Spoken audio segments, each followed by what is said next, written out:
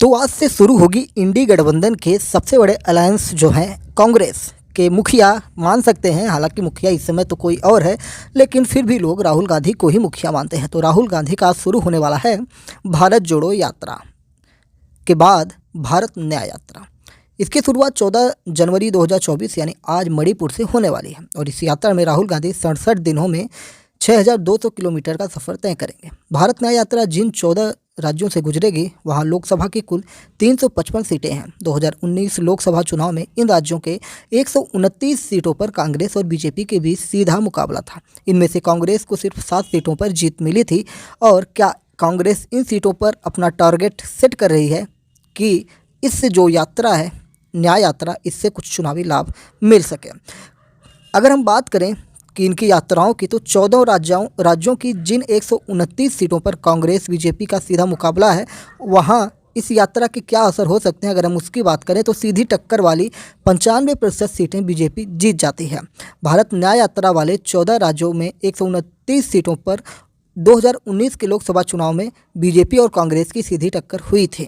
तो ये मैं आपको स्क्रीनशॉट डाल दे रहा हूँ, आप देख रहे होंगे, जिसमें मणिपुर, नागालैंड, मेघालय, असम, बंगाल, बिहार, झारखंड, छत्तीसगढ़, उड़ीसा, उत्तर प्रदेश, मध्य प्रदेश, राजस्थान, गुजरात, महाराष्ट्र, ये जो सीट हैं, यहाँ पे 122 सीटें बीजेपी जीती थी और 7 सीटें कांग्रेस जीती थी, जहाँ पर ये टक्कर वाले 129 सीट हैं। जिन 14 राज्यों में राहुल गांधी यात्रा करेंगे, वहाँ की कुल 355 लोकसभा सीटों में से कांग्रेस के सिर्फ 15 सांसद हैं। अगर हम पॉलिटिकल माइलेज की बात करेंगे तो क्या इनको लाभ हो सकता है? 2024 में 15 से बढ़कर यह संख्या 20 हो सकती है या 10 हो सकती है, घट भी सकता है और बढ़ भी सकता है, लेकिन कुछ बहुत बड़ा बदलाव हो ये हमें दिखाई नहीं पड़ता है। वो यात्राएं सफल होती हैं जो एक खास इलाके तक सीमित हों, जहां भावनात्मक मुद्दे हों। 2004 में राजशेखर रेड्डी की आंध्र प्रदेश यात्रा और 1982 में एनटी रामाराव का चैतन्य यात्रा इसका उदाहरण है। राष्ट्रीय स्तर पर की जाने वाले यात्राओं का फ़ायदा छोटी यात्राओं की तुलना में कम मिलता है।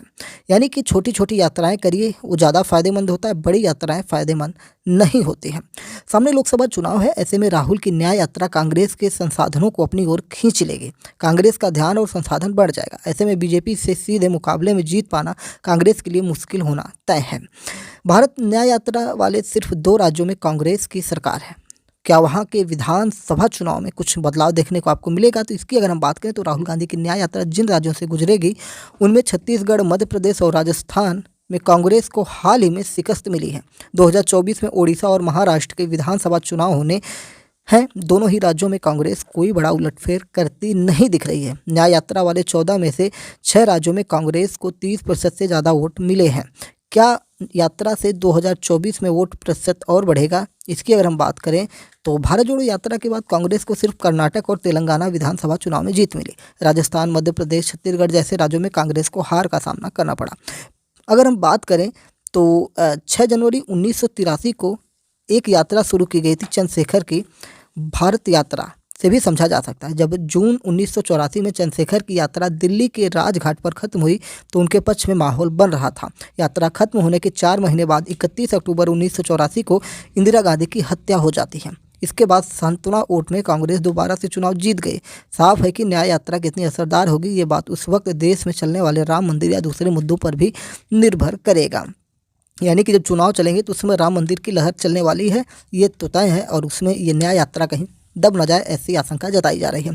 2014 के बाद पूर्वोत्तर में कांग्रेस लगातार चुनाव हार रही है। असम में हिमंत बिस्वा शर्मा, जो कि खुद पहले कांग्रेस के नेता हुआ करते थे लेकिन अब भारतीय जनता पार्टी थे, और मुस्लिम समुदाय की अगर हम बात करें, मुसलमानों के हितों की रक्षा के नाम पर वो कितने काम वहाँ पे कर रहे हैं, आप समझ सकते हैं कि एक तरह से वो अपना एजेंडा सेट करते रहते हैं। जैसे कि अगर हम बात करें वहाँ पे जो मदरसे होते हैं, इन सारी चीज़ों पर कितने उन्होंने कानून लागू कर दिए हैं। तो ये सारी चीज़ें जो हैं असम में हिमंत बिस्वा शर्मा को मजबूत करती रही हैं। मणिपुर में एन बीरेन सिंह, त्रिपुरा में मणिक साहा जैसे बड़े नेताओं के कांग्रेस छोड़ने के बाद न सिर्फ राष्ट्रीय स्तर के नेता बल्कि यहाँ पार्टी संगठन भी कमज़ोर हुआ है। रशीद किदवई का कहना है, मुझे नहीं लगता है कि राहुल की न्याय यात्रा से पूर्वोत्तर या बिहार जैसे राज्यों के संगठन में कोई बड़ा बदलाव देखने को मिलेगा। ये जो रशीद किदवई हैं ये पॉलिटिकल एक तरह से एक्सपर्ट मान सकते हैं।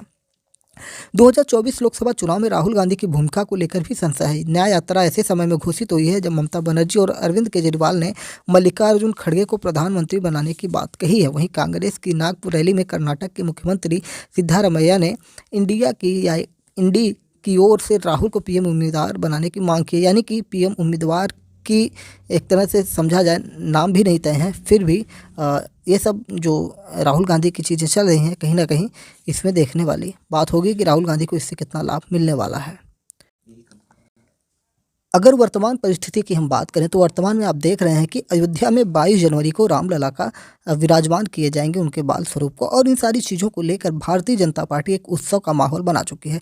हर घर अक्षत वितरण, साथ ही साथ निमंत्रण पत्र, और देश के बड़े बड़े नेताओं को, बड़े बड़े लोगों को, जिसमें कांग्रेस भी शामिल है, सबको निमंत्रण भेजा हुआ है। और सिर्फ अगर बात करें तो पॉलिटिकल माइलेज के लिए बहुत लोग इसमें न जाने की बात भी कर रहे हैं, जैसे कांग्रेस हुआ या और भी कई सारे राजनीतिक। मनमोहन सिंह खुद मना कर चुके हैं कि हम राम मंदिर उद्घाटन में नहीं जाएंगे, जबकि राष्ट्रपति द्रौपदी मुर्मू को भी इसका निमंत्रण दिया जा चुका है। लेकिन राष्ट्रपति द्रौपदी मुर्मू के लिए भी अब संशय की बात है, क्योंकि महाराष्ट्र में ठाकरे परिवार से भी उन्हें एक निमंत्रण प्राप्त हुआ है 22 जनवरी के लिए ही।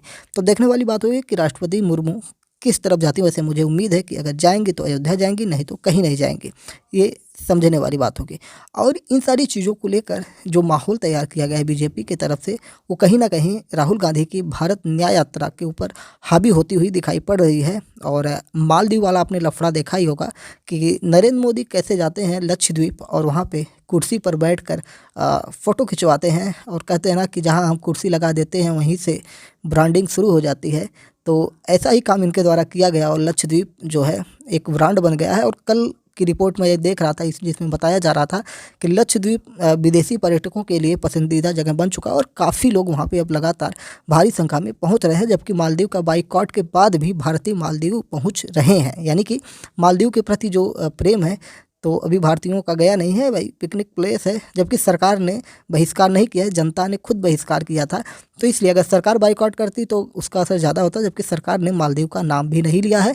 हालांकि मालदीव वाले मसले में आपने देखा होगा कि पूरी देश की जनता, फिल्म इंडस्ट्री या जितने भी लोग हैं, सब लोग प्रधानमंत्री के सपोर्ट में आ गए, क्योंकि मालदीव की एक मंत्री द्वारा जो प्रधानमंत्री, उनको जोकर और बहुत सारे अपशब्द बोले गए थे, भारतीयों को गंदा और उनके घरों से बदबू आती है जैसे शब्द बोले गए थे, जिसके बाद भारत एकजुट हुआ था और प्रधानमंत्री के साथ खड़ा हो गया था। जिसमें अगर देखेंगे अमिताभ बच्चन से लेकर पंकज त्रिपाठी से लेकर सलमान खान और बड़ी बड़ी हस्तियां, सचिन तेंदुलकर, अक्षय कुमार, सब ने प्रधानमंत्री के साथ अपना कंधे से कंधा मिलाया था। तो इन सारी चीज़ों को देखते हुए ये आप इस पर समझ सकते हैं कि कहीं ना कहीं प्रधानमंत्री का जो कद है लगातार बढ़ते हुए जा रहा है। और राहुल गांधी की जो न्याय यात्रा है, गलत समय पे जो पॉलिटिकल एक्सपर्ट है उनके द्वारा ये बताया जा रहा है कि ये जो न्याय यात्रा है सच में ये गलत टाइम पर इन्होंने कर दिया है, क्योंकि इसकी वजह से इनकी जो पूरी मशीनरी है, जितनी ताकत है वो न्याय यात्रा में लग जाएगी। इनकी सुरक्षा व्यवस्था हुआ, क्या ये बार बार न्याय यात्रा छोड़कर चुनाव प्रचार में जाएंगे? तो इस समय इन्हें चुनाव प्रचार करना चाहिए था, गांव-गांव, शहर-शहर घूमना चाहिए था, लोगों से मिलना चाहिए था, लेकिन ये पैदल चल रहे हैं न्याय यात्रा। तो ये कहीं ना कहीं जो पॉलिटिकल एक्सपर्ट है उनका कहना है कि गलत समय पर डिसीजन है। खैर, राहुल गांधी तो राहुल गांधी हैं, क्योंकि राहुल नाम है अनमोल है। तो राहुल गांधी जो भी कर रहे हैं उनका अपना विचार है, उनकी अपनी स्ट्रेटजी है, जबकि वो पार्टी के इस समय अध्यक्ष नहीं है। मल्लिकार्जुन खड़गे अध्यक्ष हैं। तो सारा दारोदमार मल्लिकार्जुन खड़गे के ऊपर है और उनको भी राम मंदिर का न्योता मिला है, और वो अभी इस पर, मुझे जहाँ तक जानकारी है, कोई प्रतिक्रिया उनकी नहीं है। उन्होंने सिर्फ ये कहा था कि जल्दी हम इस पर विचार करेंगे। तो उम्मीद है कि सारी चीज़ें आपको समझ में आ गई होंगी। तो आज राहुल गांधी की न्याय यात्रा शुरू होने वाली है। तो ये अपडेट थी, हमने आपको सोचा बता दिया। पहले भी हमने इसके बारे में सबसे पहले यूट्यूब पर बताने वाले हम ही थे, एमपीएस हिंदी, जिसको हमने एक्सप्लेन किया होता राहुल गांधी की जब न्याय यात्रा आने वाली थी। बाद में सब लोगों ने इसको कवर किया था। तो चैनल पर है तो एमपीएस हिंदी को सब्सक्राइब करके डेली करंट अफेयर्स और न्यूज एनालिसिस के लिए हमारे साथ जुड़ सकते हैं। जय नमस्कार, भारत माता की जय।